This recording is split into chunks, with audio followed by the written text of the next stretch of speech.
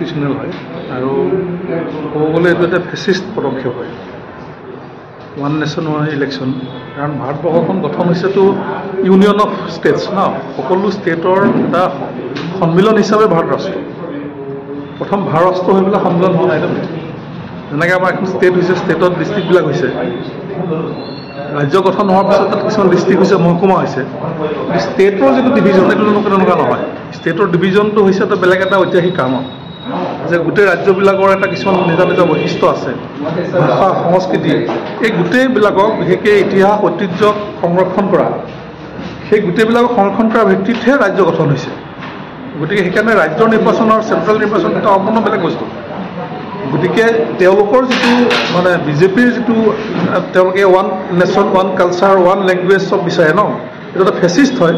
এই ফেচিষ্ট এজেণ্ডাৰ এটা কাৰ্যসূচী হিচাপে তেওঁলোকে ওৱান নেশ্যন ওৱান ইলেকশ্যনৰ কথা কৈছে এইটো আমি ঘূৰ বিৰোধিতা কৰোঁ এইটো চবৰ কাৰণে বিপদজনক